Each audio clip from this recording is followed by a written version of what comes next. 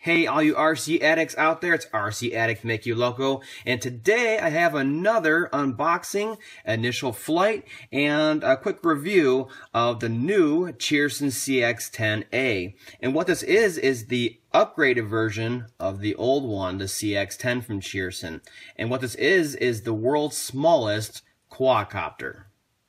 So why do I do an unboxing? Look how small the box is. Why do you need to do an unboxing? Well, a lot of people don't know exactly what they're going to need besides what's in the kit. So I like to let them know exactly what comes in their chargers, batteries, what comes in this kit. Can I get it, give it to my kid, and they'll be happy? Or am I going to go back out to the store and get more stuff? So I'm going to unbox it now. And first thing I notice is the packaging on here is a lot better packaging. It's squared up on there, a lot better presentation than the presentation on the old one here. It's kind of big and bulky, and they fit it all in a small little box. So that's another improvement on there. Not that it really matters. So we're going to unbox it here. We're going to take it out of here. Now what you got to realize about these is that they are very, very stable. They're a 6-axis quad, so it has a great gyro in there, so you can literally take it in your hand and throw it, and it'll just take off and go fly and self-correct itself. So it comes on top of here, and it looks a little bit different than the other ones. The other ones, the old versions, were solid in color, where these have a couple of different colors like silver and gold, and plus they have this little design on top of here. So definitely looks a little bit better in that respect also. The remote control is exactly the same as the other one, except I believe all of them have this black stick and battery door on them, whereas the other ones, like this blue one, that CX-10 blue one I got, the controller matches the color of the quad. So that's a little bit different also. Besides that, you can see they're the same size. And you're thinking, this thing is small. How am I going to use it as an adult or a teenager? Well, I'm an adult and I have good sized hands, okay?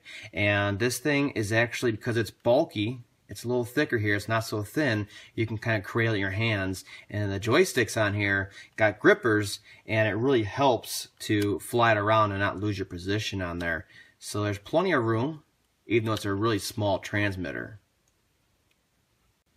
So of course it gives you a little charger. It's a USB charger.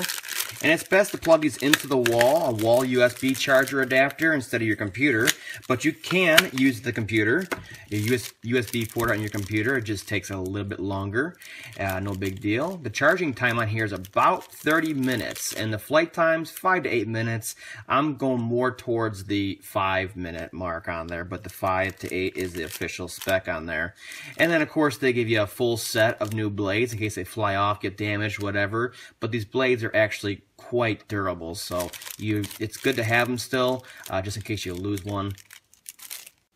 And while I'm unboxing this right here and getting these twist ties out, I do want to mention I got this from GearBest.com, and I'll put a link down in the description down below. Their prices are actually really, really good on all kinds of stuff, especially quadcopters.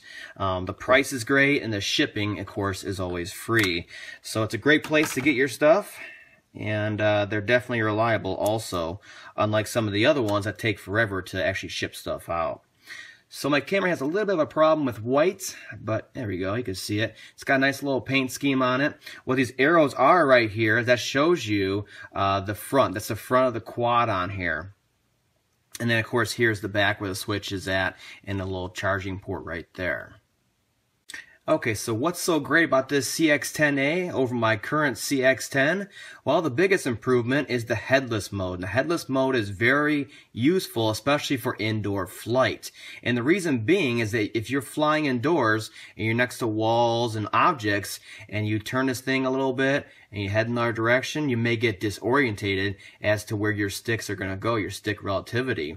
Now in headless mode, once you enable it, and it is an option to enable on there, once you enable it and you press forward, you go forward. You press backwards, you go backwards in relation to where you're standing and where you took off from. So left, right, forward, and back, no matter where this thing is at. Let's say you think you're flying this way, right? And it'll go forward and backwards and left and right normally. Let's say spin on its axis. Well, now forward is that way and backwards is that way.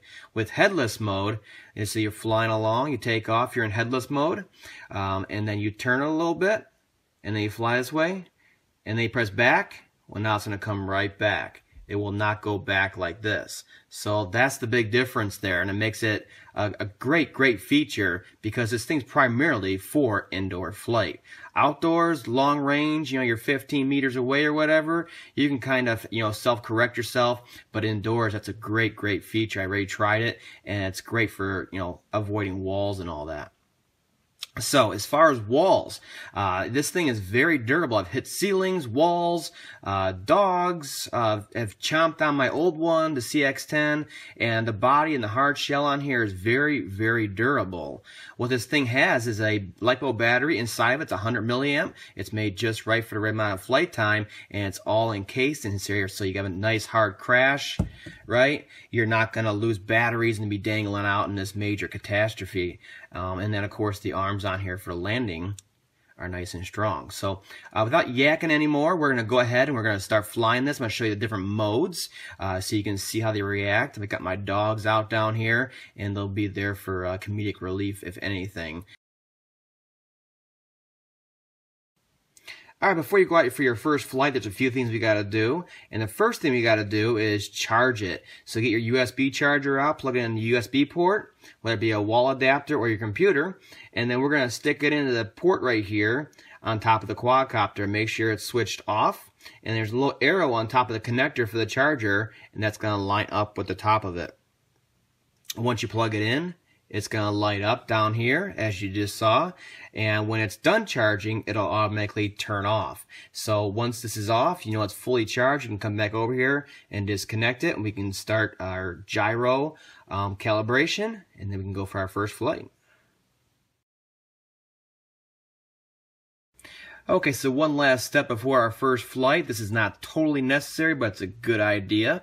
We're going to do a quick calibration of our gyroscopes inside of the quadcopter itself. What we're going to do is we're going to link it up like usual. Turn the transmitter on and the quad, let it link up.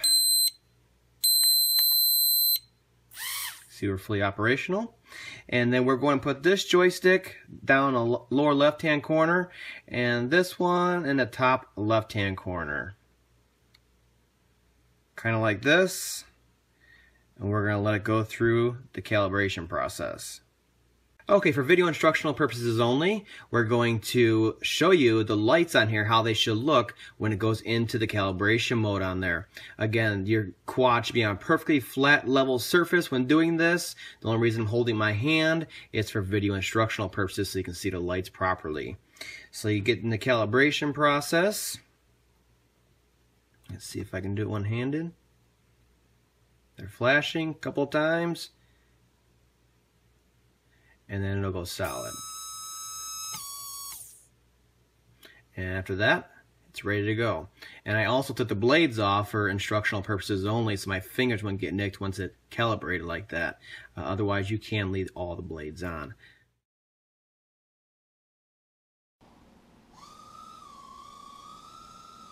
So you can see it's super stable.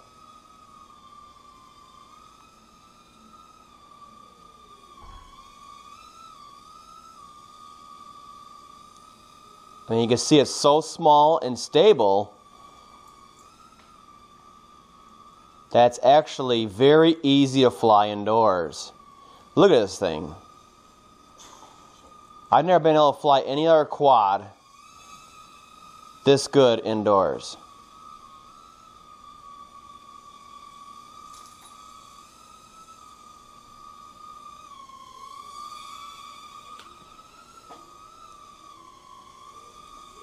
So we'll kind of walk around here. Whoa. Dogs love to chase it.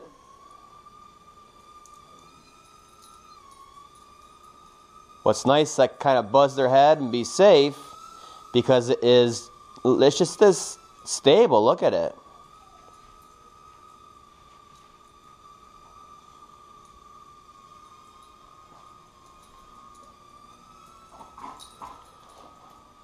And that's my review of the Cheerson CX-10A. I'm going to get back to flying it and getting used to it. Try to fly it indoors. Once spring hits, I'm going to go fly it outdoors. Why not? As long as it's not that windy of a day. It's a little hard flying and filming at the same time, so my flight skills aren't the best. It may appear on camera, but it is a very stable quad, especially for its size. It's got tons of power. If you're on the ground, you take off, it's just a lot of fun to fly. And the price right now on GearBest.com is actually $17.99. That's a very cheap price considering the original one. The original CX-10 was around $20-some when they first came out. So the new ones, $17.99. Why not? Go get it. GearBest.com.